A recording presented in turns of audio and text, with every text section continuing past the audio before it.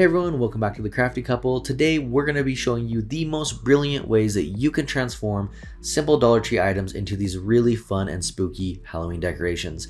This skull chandelier and the skeleton hand sconce have to be some of my favorite DIYs that I've done. So if you love Halloween as much as we do, I promise you'll love this video. And if you do enjoy it, please give it a thumbs up and let us know in the comments which project's your favorite.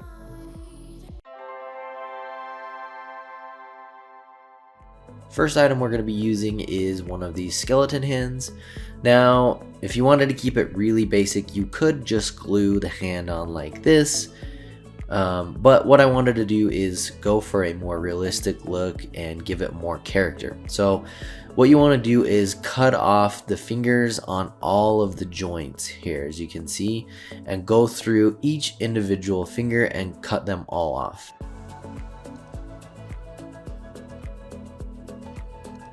And I'm just using a regular pair of scissors to cut the fingers off. It should cut fairly easily for you.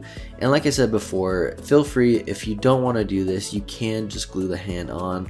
It's just not going to have as much character or look as real. So if you've got the time and the patience, I would highly recommend to do it. The next part is we want to create a thumb, and since all of the fingers here stick straight out on the Dollar Tree hand, it's a little weird looking. So what I'm doing is cutting this down at a little lower part on the end finger, and we're going to use this to create kind of a thumb, and we'll end up turning that outwards. As you can see right here, we're going to adjust it a little bit so it's more angled out instead of just straight forward like all the other fingers.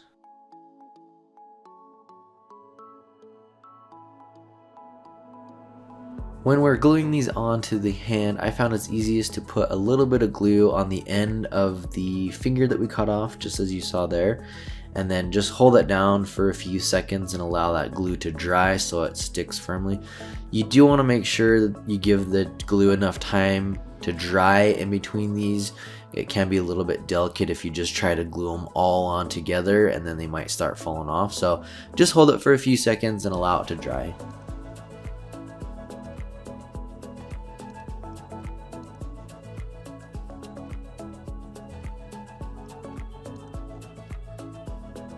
While you're gluing the next pieces on, you want to kind of create that curve. So make sure that you're gluing the next pieces so that they eventually curve back around.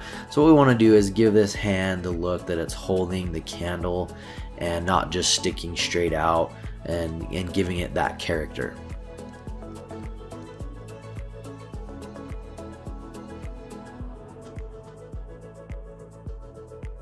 After we've created the thumb, we can move on to the other fingers, and what we're going to do here is slightly curve these, and as we get around to the pinky, I'm going to actually end up curving the fingers a little bit more.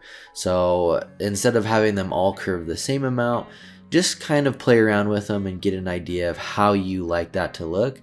But I think that making them curve a little bit differently gives it more character and a little bit more realism.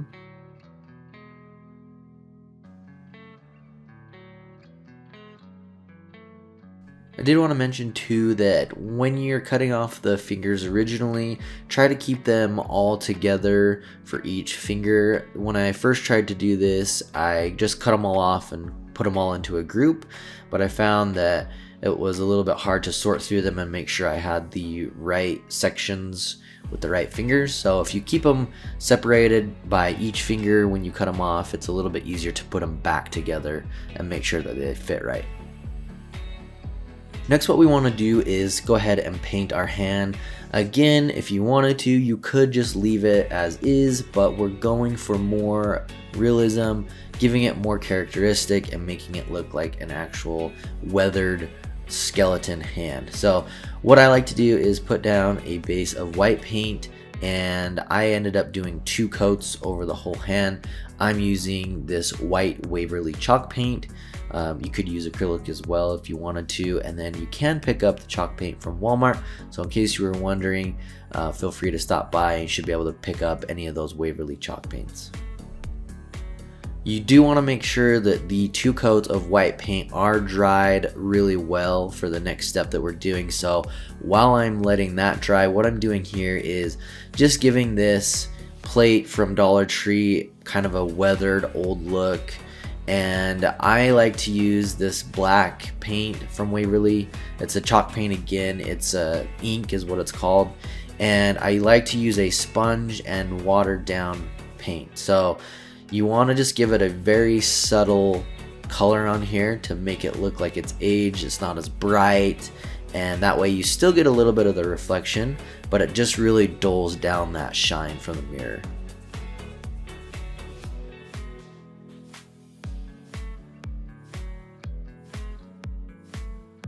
Once our white paint has dried on our hand, now we want to go in and start giving it a weathered look and more color. So I'm using this Truffle Paint from Waverly. It is a chalk paint again, and we're going to be using a sponge and watering it down a little bit. So the first thing we want to do is go in and get some color into all of these creases. I'm sure you can imagine if this was an older hand, it would have dirt and grime and everything that has settled into those creases. So that's the first thing that we want to do here. And the method that I'm doing right now is actually one that I used last year when I did the skull chandelier. So if you guys have not seen that video, that was probably one of my favorite crafts that I've ever made. I think it turned out awesome. I actually used it at a work party and everyone absolutely loved it. So if you haven't seen it, we'll have a link for it right here. But I promise if you guys love Halloween, you will love that video. So moving on here, as you can see, we've got that dirt and grime and that dark color in those creases. And then we can start wiping away the rest of the hand because we don't want it all that dark. We just want to have those creases really dark and the rest of it just a little bit of that brown color. The reason I like to use the sponge and the water is it allows you to blend this a lot easier than if you were just using a brush or even just a sponge with straight paint, because that tends to go on really heavily. So by watering it down, it just allows you to work it around a little bit more. And then I also like to use a wet paper towel to then go in and kind of remove some of that paint and blend it even more. It's just something that I found that works for me, and I think works really well for this kind of skeleton look and aging projects. So let me know if you like this and if you've ever used this technique by watching some of our older videos. I'm kind of interested to know if you guys like it as well.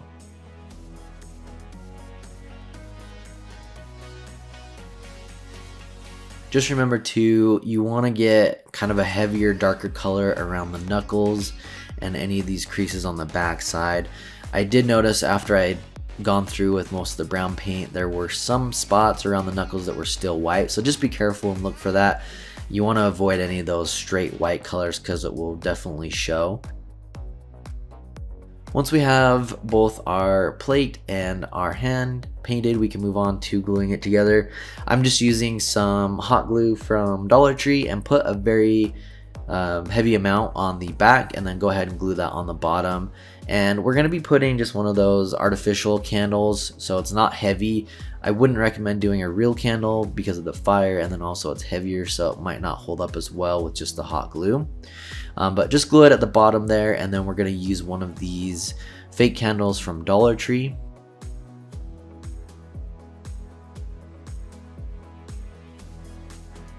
And to finish our project, we can add the blood effect to the candle. A very simple way to do this is to use a crayon or another candle and simply melt it. Just allow that to flow naturally along the top and down the side of the candle, and that will be absolutely perfect. So let me know if you like this technique, and then also what you think about the technique I use for painting the actual hand. And then again, if you love the Halloween stuff, make sure to go check out that skull chandelier. I promise you will love that video. It's one of my favorite projects that I've done. And then also here at the end of the video, I did put a real candle, one of the little tea candles, in the top of this just to give it that flame effect. I would not recommend to do that since it is actual fire. I was just doing that to show you guys, so please don't do that. For this project, I was super excited because I found these little mini buckets from a Dollar Tree. First of all, they were just really, really cute, but I thought I could make them into little succulent planters. So all I did was take off the handle and then I'm going to be spray painting them. This surface does not take spray paint very well, so you will want to sand it down slightly before spray painting. We picked up this satin terracotta spray paint at, I believe, Lowe's just recently, and I was so excited to use it. I do wish that I got the matte one instead, but I really, really like the look of the satin. While those are drying, I just wanted to show you all the different options that you can use for succulents. Some of these are Dollar Tree, the first 4 that I showed you, and then the other 2 are from, I believe, Walmart, and they just have a little bit nicer succulents, and they are $3 to $5. This is what they look like with 2 coats of the terracotta spray paint, and when I made my mistake before and didn't sand it first, I had to sand them all down to spray paint again, but I got this really, really cool look and I wanted to try and recreate it. So all I did was, after I spray painted all of them, I picked one and I sanded it down again and gave it this really cool antique look. I'm using just a scour pad from Dollar Tree to do all the sanding as well. And this is what that looks like when it is done. I really, really like the look of this. I almost prefer it over the terracotta ones, but let me know in the comments below which one you prefer. To decorate it, I'm going to be using 2 succulents from Dollar Tree and an air plant also from Dollar Tree. For me, I think that I could have the middle one up all year round and it could be just a really cute decor piece. What do you guys think? Let me know in the comments below.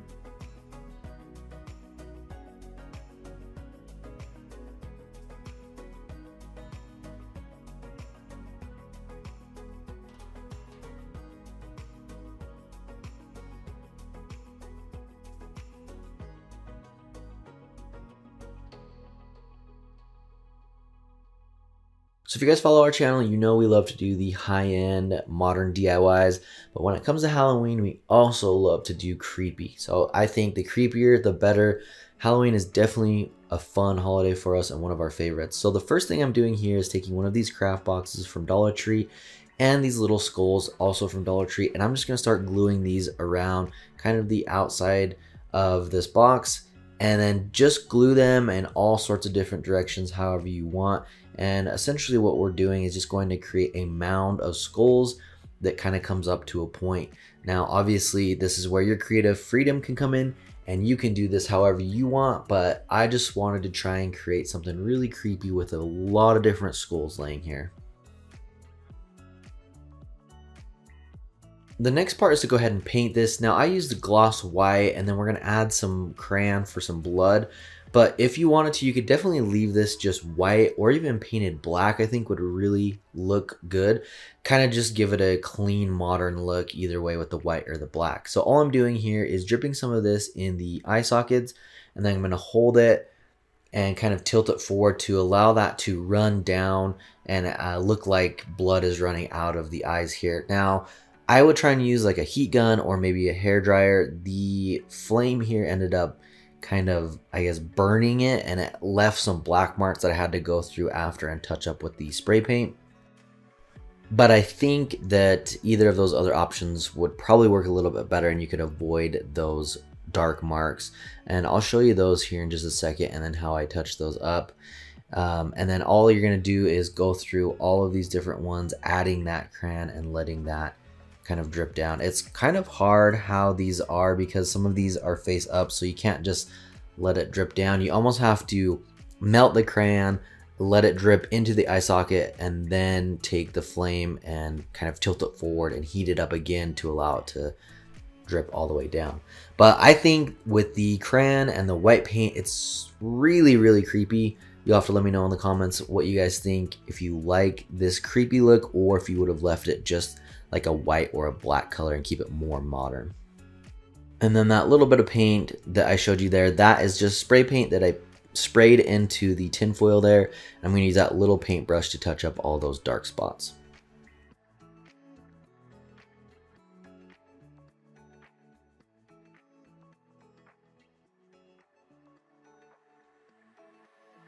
We're going to start with this skull that we got from the Dollar Tree, and we're going to put down a base coat of white paint. We used the Waverly chalk paint from Walmart.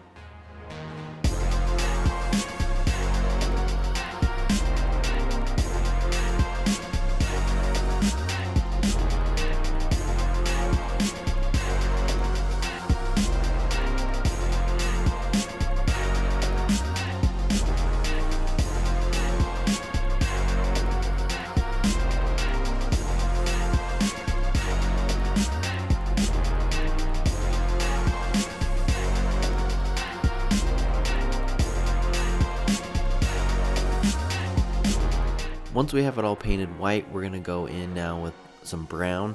This is also Waverly chalk paint from Walmart, and the color's Truffle.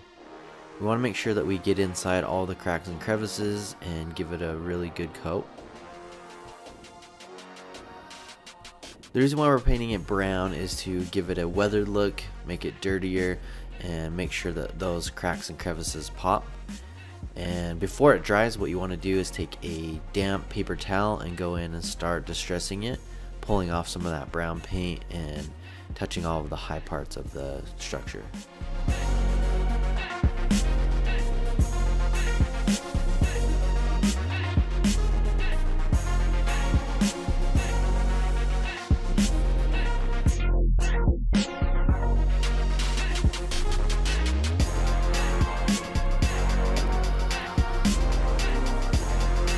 I really like how these turn out just by adding a little bit of paint.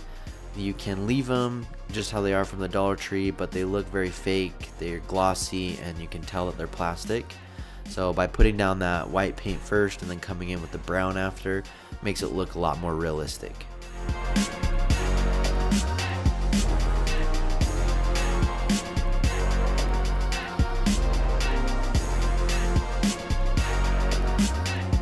Once we have it painted, we want to cut a hole for the candle.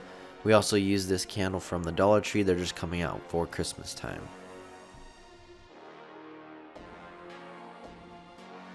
You won't need the suction cup or the stand, so you can go ahead and get rid of that or save it for a future craft. I found it was easiest to line it up along the crack on the skull and then just a little bit below that crease or seam, and just go ahead and draw a circle around the base of the candle to mark your cutting spot.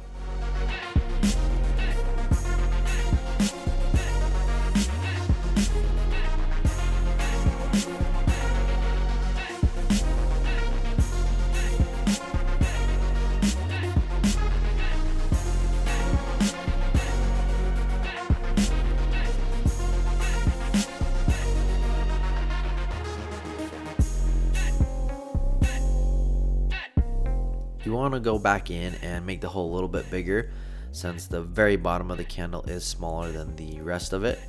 That way it'll slide in a little bit easier. Next, we can go ahead and paint the candlesticks. We use the same Waverly chalk paint from Walmart in Truffle, and just use those strokes going up and down to give it a nice weathered look.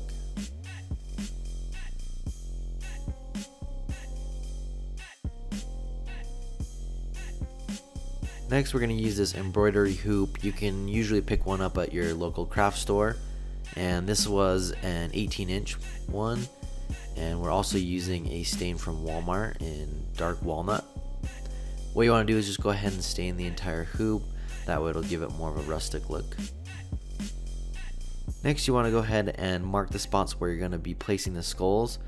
Just measure around the hoop and then mark those evenly for however many skulls you want to place on there. There's this flat spot on the skull, and that's where we're going to line it up on each one of them. And next, we just use hot glue for ours for time purposes. I would highly suggest using a stronger glue, maybe even putting a screw in the back to make sure that these hold on here.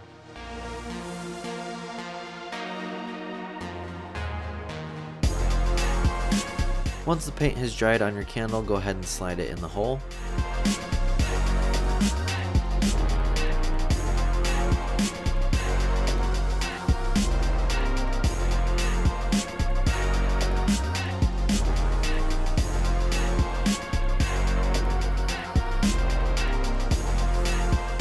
The last part is to connect the chain to the hoop. We use these Dollar Tree chains, and we ended up using 3 of them. one full length one to connect to the ceiling, and then for the other 3 we used 9 links.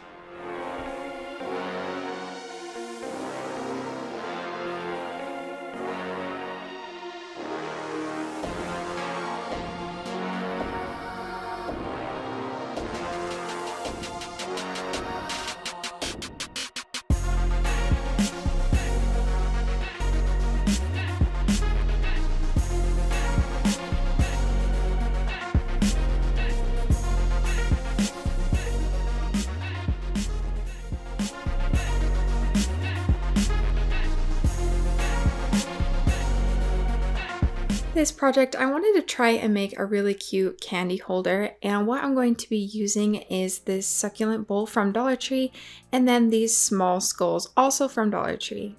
What I'm going to be doing is using these little skulls as the base for the bowl. And what I did to do that was I kind of placed them all down first with the bowl, so I kind of knew how they needed to go, and then I went and spray painted the bowl black with a matte black spray paint from Krylon. In the end, I do spray paint the whole thing because I don't love the look of the skulls at the bottom. So I'm going to be placing it back on top and then grabbing each individual skull, putting a little bit of hot glue, and then placing it back. That was the easiest way for me to kind of make sure that they were even and that they were laying flat. If there's an easier way, please let me know. I tried to flip it over and glue the skulls, but then they weren't flat and they didn't all look the same, and so it was kind of hard for me. If I was to make this again, I would glue them on when the bowl wasn't spray painted so that you could kind of see where they're going, and then spray paint the whole thing black, since that's what I did in the end.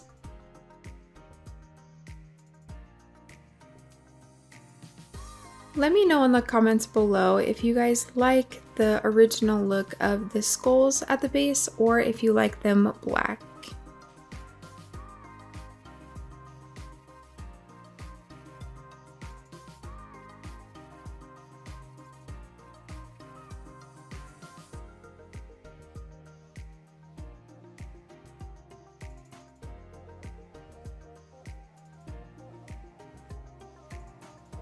For this one, I wanted to keep it really simple. I thought these were cool pieces from Dollar Tree. They're different from just the regular skeleton, being the seahorse and the unicorn. So all I wanted to do was give it a nice coat of this matte black spray paint and create kind of that modern, clean look. And I think in the end, it could go with a lot of different options, kind of give you that creepy factor, but at the same time, keeps it very classy and high-end with just that black paint. Thanks for watching, guys. If you want more Dollar Tree DIYs, check out our playlist right here of all of our other amazing Dollar Tree ideas. We hope you enjoyed today's video, and as always, make sure to subscribe and hit that bell icon so you can be notified every time we upload a new video.